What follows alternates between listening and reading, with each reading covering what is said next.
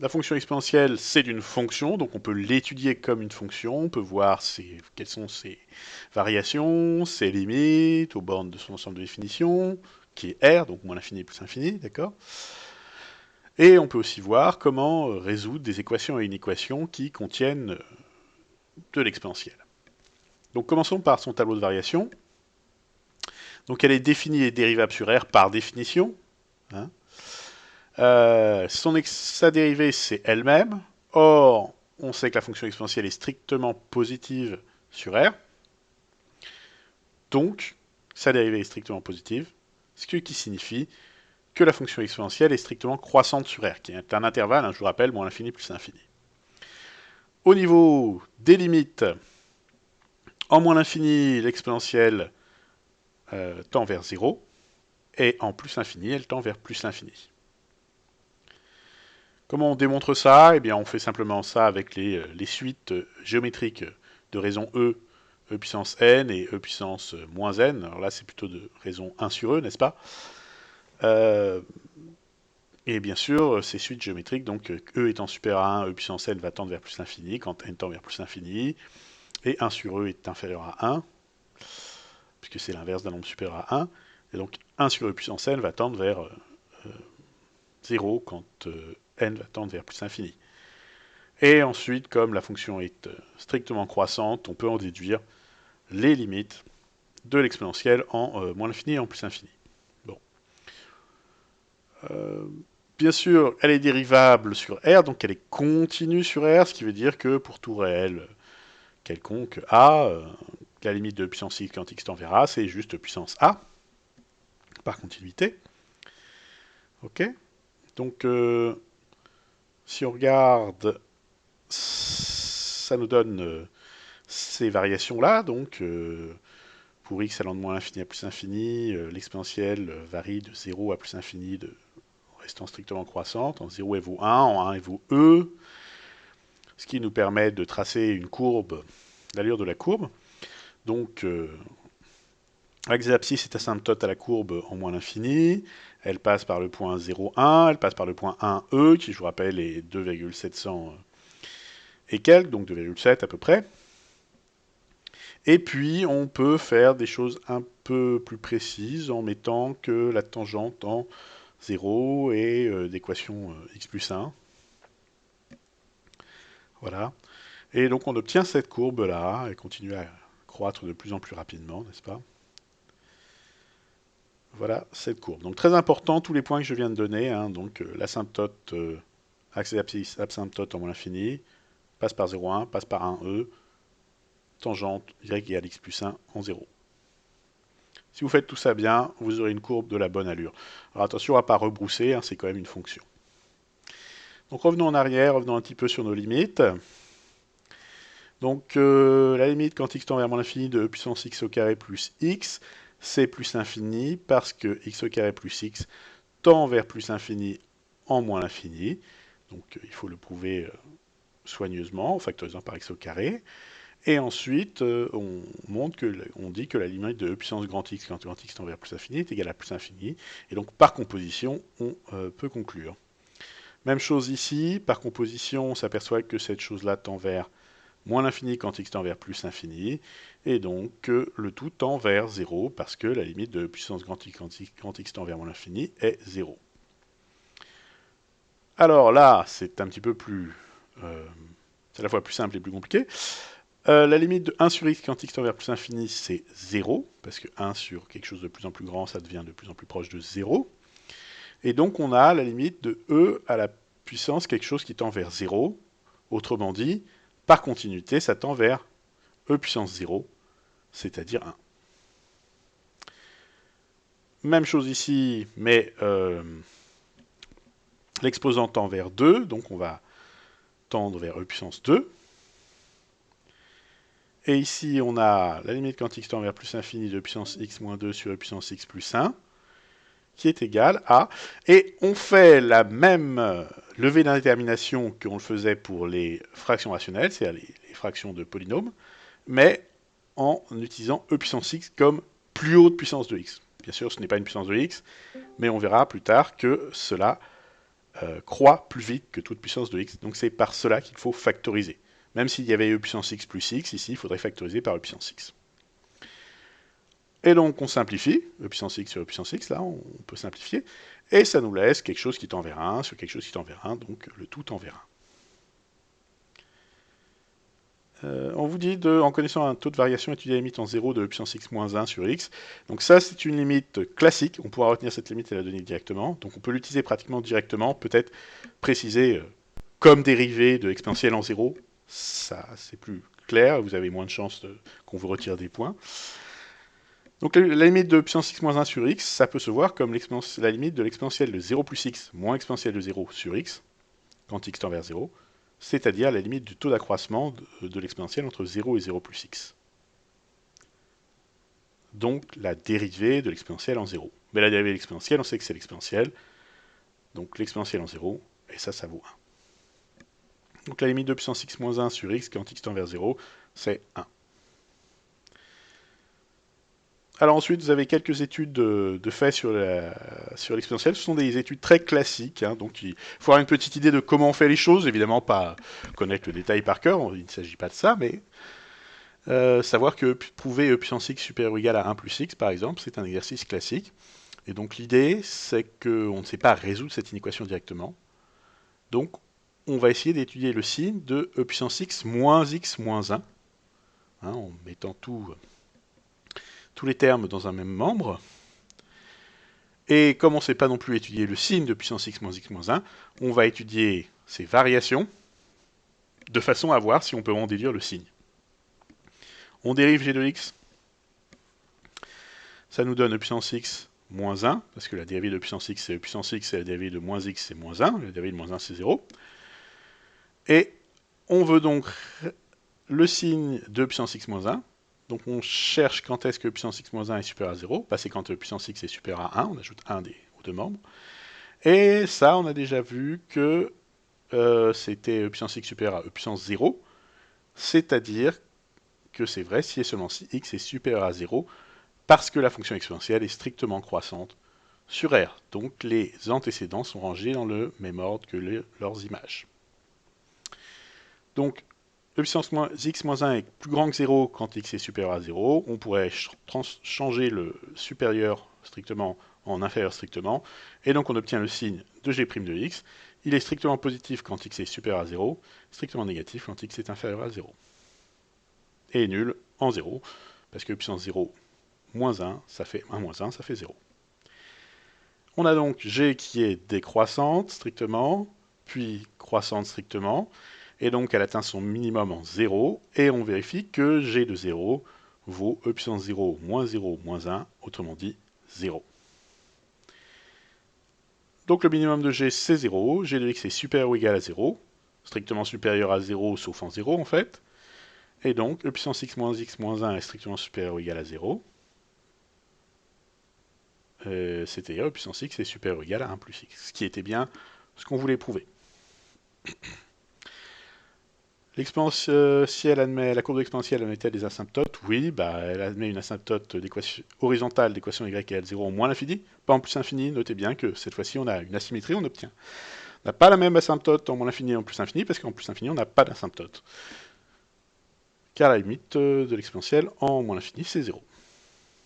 Donc limite finie en l'infini, c'est une asymptote horizontale. Quelle approximation affine de puissance x pour x proche de 0? Donc c'est toute notre histoire de méthode de l'air, tout ça. Donc l'exponentielle de 0 plus x, c'est environ l'exponentielle de 0 plus x fois la dérivée de l'exponentielle en 0. Donc ça, c'est valable pour n'importe quelle fonction. Et il se trouve que pour l'exponentielle en particulier, la dérivée de l'exponentielle en 0, c'est l'exponentielle en 0. Et donc l'approximation affine de puissance x pour x proche de 0, c'est 1 plus x simplement. C'est donc l'équation de la tangente au point d'abscisse 0, c'est bien sûr y égale 1 plus x, puisque la tangente est l'approximation affine de la courbe au point où on prend la tangente. Donc, y égale x plus 1. Et ce qui veut dire que la courbe de l'exponentielle est au-dessus, d'après le 1, de sa tangente en 0. On pourrait d'ailleurs généraliser ça et montrer qu'elle est au-dessus de toutes ces tangentes, mais c'est un résultat que vous verrez dans les années suivantes si vous continuez à faire des mathématiques.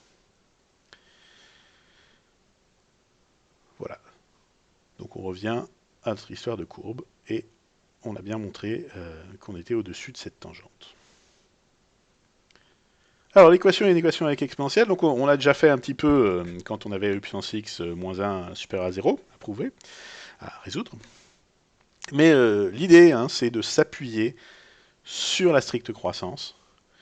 Et donc, avec le théorème des valeurs intermédiaires, et plus précisément la bijection, on sait que l'exponentielle va réaliser une bijection depuis R, puisqu'elle est définie sur tout R, sur R plus étoile, autrement dit 0 exclu plus infini, sur l'ensemble des réels strictement positifs.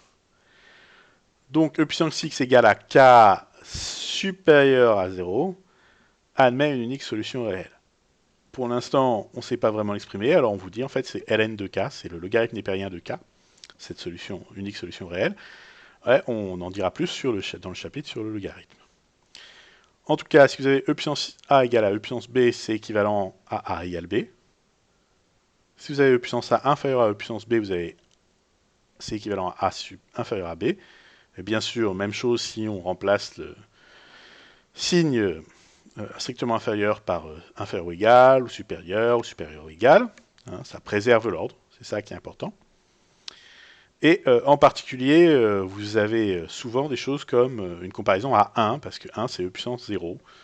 Et donc, c'est pour ça que dans la plupart de vos exercices, vous allez trouver des solutions qui étaient 0, parfois 1, parce que e puissance 1 ça vaut e, d'accord. Mais en général, après qu'on ait fait le chapitre sur le logarithme népérien, vous aurez des solutions un peu plus variées, qui s'exprimeront généralement comme le ln de certains nombres réels. Donc 0 inférieur à e puissance x inférieur à 1, on sait bien que, en fait, dire que c'est supérieur à 0, ça n'a autant de rien dire, parce que c'est toujours vrai. Donc ça, c'est la même chose que e puissance x inférieur à 1.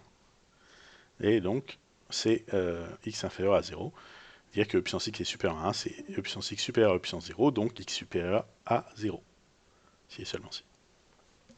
Vous avez quelques équations à résoudre, donc e puissance x égale 3, là vous savez pas trop bien le faire, mais on nous a dit que c'était uniquement quand x était égal à ln de 3, ça a une solution parce que 3 est positif, mais c'est ln de 3. E puissance x égale moins 1, c'est impossible parce que e puissance x est toujours strictement positif.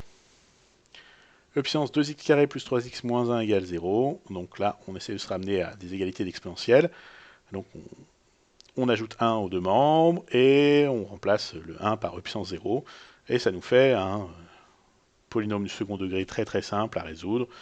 Donc on trouve les racines ici par simple factorisation, on pourrait faire ça avec delta, mais on trouve 0 et moins 3,5. Ici, une différence d'exponentielle égale à 0, donc on ajoute puissance x moins 3 aux deux membres, et on se retrouve avec une égalité d'exponentielle, donc une égalité des exposants, et on résout ça, voilà. Et donc là, c'est le cas classique où on a e puissance 2x et e puissance x, ou du moins e puissance quelque chose et e puissance 2 fois cette chose. Et donc on pose grand x est égal à e puissance la chose, e puissance x ici. Et on s'aperçoit que e puissance 2x, c'est e puissance x au carré. Donc on peut chercher quelle valeur pourrait prendre e puissance x pour que cette égalité soit vraie. Donc on retrouve moins 2 et 1, mais évidemment e puissance x ne peut jamais prendre la valeur moins 2. Ok, donc ça veut dire qu'il doit forcément prendre la valeur 1 pour que cette chose soit vraie. Autrement dit, que x soit égal à 0. Ici, une équation en puissance x inférieure à 3. Donc, même raison que dans la première. La seule nombre dont l'image soit 3 par l'exponentielle, c'est ln de 3. Donc, ceci n'est vrai que si x est plus petit que le logarithme népérien de 3. Donc, voilà les solutions. E puissance x moins e puissance 2x supérieur à 0, donc e puissance x supérieur à e puissance 2x, x supérieur à 2x, moins x supérieur à 0. Donc c'est vrai que quand x est inférieur à 0, ce qui est évidemment logique, parce que le double d'un nombre n'est plus petit et plus petit que ce nombre, si ce nombre est négatif, bien sûr. Voilà, voilà, e puissance x plus 3 supérieur à 0. Et donc là, attention, c'est équivalent à e puissance x supérieur à moins 3, parce qu'on retire 3 aux deux membres. Et ça, c'est toujours vrai. Donc l'ensemble des solutions est R. Voilà. Bon, toujours les mêmes choses. On se ramène à des équations classiques. Hein. Ça se ramène à une équation du second degré, où on étudie le signe, du coup, on se ramène à une comparaison à 0, on étudie le signe du trinôme. Classiquement, on trouve les racines. Et on utilise, c'est du signe de A, donc ici du coefficient de x au carré, ici c'est positif, sauf entre les racines s'il y en a. Donc là, un cas un peu plus compliqué, on se retrouve avec une équation avec du e puissance 2x et du e puissance x. Donc encore une fois, on se ramène à chercher pour quelle valeur de e puissance x cette inégalité serait vraie. D'accord. Donc on pose grand X est égal à e puissance x et on se ramène à une équation du second degré. Donc on regarde les valeurs de grand X pour lesquelles cette inégalité serait vraie, c'est les valeurs de grand X entre moins 4 et 1. Donc il faut que l'exponentielle de x, de petit x, soit entre moins 4 et 1. On sait bien que c'est toujours plus grand que moins 4. Donc c'est la même chose que puissance x inférieure à 1. Et c'est vrai que si et seulement si ex est inférieur à 0. Donc on obtient comme solution finale l'ensemble des négatifs non nuls. Vous pouvez vérifier hein, que ceci sera toujours inférieur à 4 si vous prenez des nombres négatifs. Voilà. Donc le théorème de croissance comparée. Alors ça c'est relativement important. Alors toutes les démonstrations ici ne sont pas à connaître. Je vais passer dessus très rapidement. Ce sont des idées intéressantes, mais certainement pas à savoir refaire sans être guidé, et plus guidé que ce qui est fait là. Hein. Donc il s'agit d'essayer de voir, de comparer en fait les croissances de l'exponentielle et des puissances de x. On voit que notre fonction exponentielle croît très vite et croît de plus en plus vite. Hein, si vous compariez ça avec une parabole, vous verrez que on passe au-dessus de la parabole très tôt et on reste au-dessus et on s'écarte de plus en plus de la parabole au-dessus. Et c'est le cas pour toutes les puissances, même si parfois les puissances commencent au-dessus et ensuite sont dépassées par l'exponentielle. Donc, on montre que e puissance x sur x tend vers plus l'infini.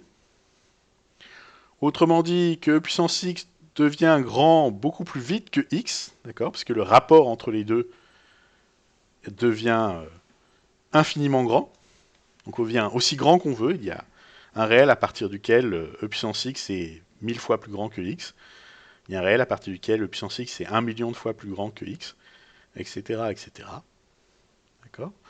Et donc l'idée, c'est de réutiliser le fait que puissance x est supérieur ou égal à x plus 1, autrement dit à x, il est strictement plus grand que x. Et en remplaçant x par x sur 2, on se retrouve avec que puissance x sur 2 est supérieure à x sur 2, on met tout ça au carré. Tous ces nombres sont positifs, puisqu'on est en train de travailler dans les x positifs. Et donc l'ordre reste le même, la fonction carré est strictement croissante sur les positifs. Et e puissance x sur 2 au carré, c'est e puissance 2 fois x sur 2, autrement dit e puissance x. Et de l'autre côté, on a x carré sur 4. On divise par x, ça reste dans le même ordre parce que x est positif, dans notre raisonnement. Et donc on a e puissance x sur x qui est plus grand que x sur 4.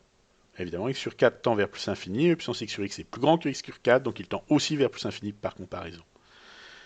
Donc, juste en remplaçant puissance x par moins x, en faisant ce qu'on appelle un changement de variable, une composition en réalité, on arrive à démontrer que la limite de x puissance x est égale à 0. Donc les détails sont là, hein, pas forcément à connaître. Et donc on arrive aussi à démontrer ça pour puissance x sur x puissance n étant un entier naturel quelconque, d'accord. Mais là, les détails deviennent vraiment touffus. C'est vraiment pas à savoir, ça. C'est là pour que vous puissiez vous y référer et vérifier que ça marche. Et bien sûr, là, bon, là je ne mets pas les détails, mais le raisonnement est exactement le même que celui mené au 2. à part qu'il y a des histoires de parité qui font que de temps en temps on n'a pas besoin de prendre l'opposé, comme on l'a fait ici, mais ça n'a pas grande importance, l'idée est la même, et on se retrouve avec la limite de quand x tend vers moins l'infini de x puissance n e puissance x qui est égal à 0. Donc, le théorème des croissances comparées nous dit que la limite de e puissance x sur x est égale à plus infini quand x tend vers plus infini. Hein, e puissance x et x tendent vers plus infini, mais e puissance x tend plus vite vers plus infini que x. Hein, ce ne sont pas des termes mathématiques que je viens d'utiliser, mais c'est comme ça l'idée. Et quand x tend vers moins l'infini, x tend vers moins l'infini et e puissance x tend vers 0. Et le produit, c'est du l'infini fois 0, c'est donc une forme indéterminée. Le produit va tendre vers 0, parce que e puissance x va tendre vers 0, va devenir petit, plus vite que x va devenir grand. Hein, c'est la même idée, mais vers moins l'infini. Hein, c'est pour ça qu'on dit qu'au voisinage de l'infini, l'exponentielle de x l'emporte sur x puissance n. Attention, vous n'avez pas le droit d'utiliser l'expression par croissance comparée ou à dire que l'exponentielle de x l'emporte sur x puissance n pour autre chose que ces expressions-là. Donc vous devez vous ramener à ces expressions-là pour pouvoir utiliser ce théorème, pour pouvoir dire par croissance comparée. Par exemple, ici, la limite quand x tend vers plus infini de puissance x moins x, vous n'avez pas le droit de dire que ça tend vers la même chose que puissance x, parce que puissance x l'emporte sur x en l'infini. Vous devez factoriser par e puissance x de façon à vous retrouver avec 1 moins x sur e puissance x, et dire que x sur e puissance x tend vers 0 par croissance comparée et inverse, parce que c'est l'inverse de 1 de e puissance x sur x qui tend vers plus infini. Ici, e puissance x sur x puissance 4, vous avez le droit de dire que c'est plus infini par croissance comparée, puisque vous avez la version avec e puissance x sur x puissance n, et x puissance n fois e puissance x. Donc c'est tout à fait acceptable, pas de problème. La limite de 3x fois e puissance moins x, rappelez-vous que e puissance moins x c'est 1 sur e puissance x, donc vous pouvez utiliser ça, donc par croissance comparée, inverse, et produit par 3, mais bon, peu importe d'une certaine façon.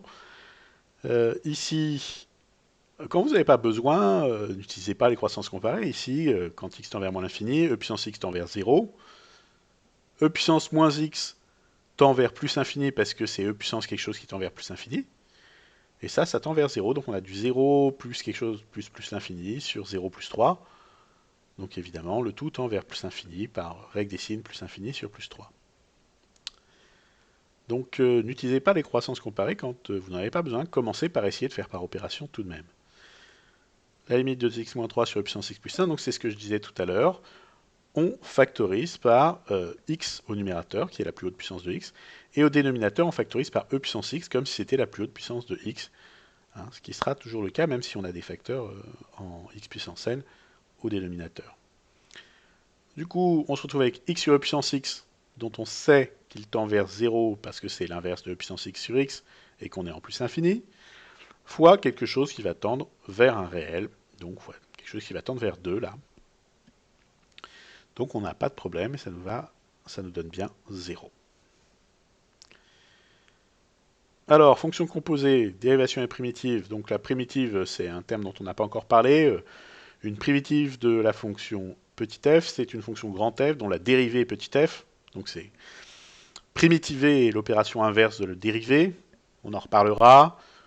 Vous pouvez, pour l'instant, on ne va pas l'utiliser, mais je vous le mets, vous l'avez quand même ici, de façon à ce que ça soit avec le reste du cours de l'exponentielle. Donc la fonction composée exp u ou e puissance u est dérivable sur i, avec u défini et dérivable sur un intervalle i. Et sa dérivée, c'est, la dérivée de e puissance u, c'est u' fois e puissance u. U' fois l'exponentielle rond u. Dans l'exercice 6, on montre que la fonction est dérivable sur R. On calcule la dérivée et on étudie le signe de la dérivée. Et j'ai mis les tableaux de variation, puisqu'une fois qu'on connaît le signe de la dérivée, évidemment, on connaît les tableaux de variation. Donc, f de x est égal à e puissance u de x, hein, e puissance 2x carré plus 1, avec u de x qui est 2x carré plus 1. Donc la dérivée, c'est 2 fois 2x, plus 0, d'accord? Donc 4x. Donc la dérivée, c'est u' e puissance u. U' c'est 4x, donc 4x fois e puissance 2x carré plus 1. E puissance 2x carré plus 1, c'est une exponentielle. Peu importe ce qu'il y a dans l'exposant, une exponentielle est toujours strictement positive. Donc pour ce qui est du signe, une exponentielle, c'est comme pour les carrés. C'est même encore plus pratique que les carrés parce que c'est strictement positif. Bon, évidemment, on peut mettre le 4 là-dedans parce que 4 est strictement positif. Donc 4 fois l'exponentielle va être strictement supérieur à 0. Donc le tout va être du signe du dernier facteur, c'est-à-dire x. Donc évidemment, négatif quand x est négatif, positif quand x est positif. Voilà, j'ai mis donc le minimum c'est e. Donc parce que f de 0 c'est e puissance 1, donc ça nous fait e. G de x égale à 2x plus 1 fois e puissance 2x plus 1, donc ça c'est un classique. Alors pas vraiment le fait qu'ici on a la même chose qu'ici, que dans l'exposant on a la même chose dans le premier facteur, mais le fait qu'on ait une fonction affine fois une exponentielle, ça c'est extrêmement classique, on retrouve ça dans un certain nombre de bacs, et donc il faut bien savoir dériver ça, et on dérive ça d'abord en reconnaissant que c'est un produit de deux fonctions, donc u de x et v de x. Première fonction c'est 2x plus 1, deuxième fonction c'est e puissance 2x plus 1. Il faut savoir dériver, évidemment 2x plus 1, la dérivée c'est 2, c'est une fonction affine, donc et e puissance 2x plus 1, sa dérivée, c'est 2 fois e puissance 2x plus 1, parce que la dérivée de 2x plus 1, c'est 2. Donc on la met en facteur devant e puissance 2x plus 1, dans la dérivée. La dérivée, c'est u'v plus uv'. Donc vous recopiez soigneusement u', c'est 2 fois v, c'est e puissance 2x plus 1, plus u, c'est 2x plus 1, fois v', c'est 2 fois e puissance 2x plus 1. Et une fois que vous avez ce genre de somme, vous factorisez par l'exponentielle. Toujours.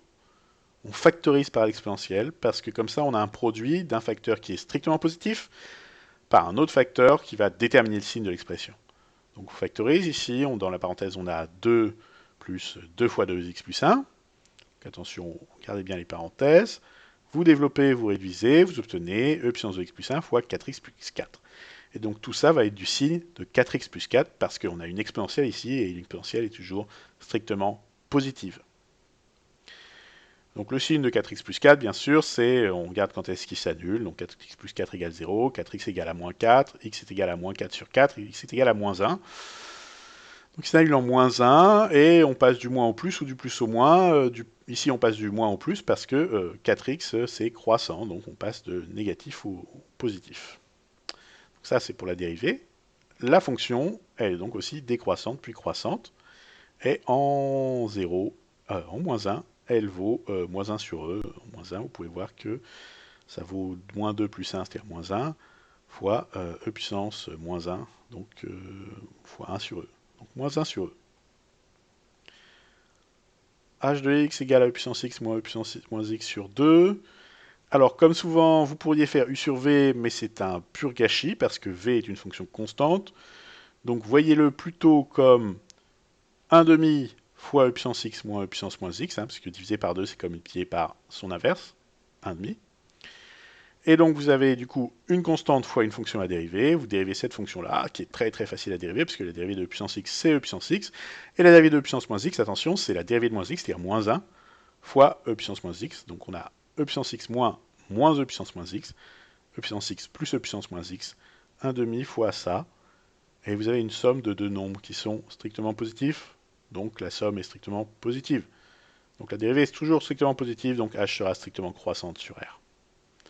D'accord, il resterait à trouver les limites en moins l'infini plus l'infini pour avoir un tableau de variation intéressant. Ce qui serait assez facile de démontrer que en moins l'infini et en plus l'infini, on tend vers moins l'infini et plus l'infini, simplement par opération, hein, parce qu'en moins l'infini, e puissance x tendrait vers 0, e puissance moins x tendrait vers plus l'infini, mais il y a un moins devant, etc. Bon. T de x égale à 3x sur e puissance 2x plus 1, alors là on ne passe pas outre le u sur v, avec v qui va être e puissance 2x plus 1 et u qui est 3x. T' de x est égal à 3 fois e puissance 2x plus 1 moins 3x fois... Attention, hein, c'est bien u'v moins uv'. Faites bien attention à ça. Et vous factorisez par e puissance 2x plus 1 le numérateur. Le dénominateur est un carré, puis en plus là c'est le carré d'une exponentielle, donc il n'y a aucun problème. Et donc le tout sera du signe de 3 moins 6x qui s'annule quand 3 est égal à 6x. Autrement dit, quand x est égal à 3 sur 6, c'était en 1,5. Alors par contre, moins 6x, donc on est décroissant, donc on va passer du plus au moins. Et voilà.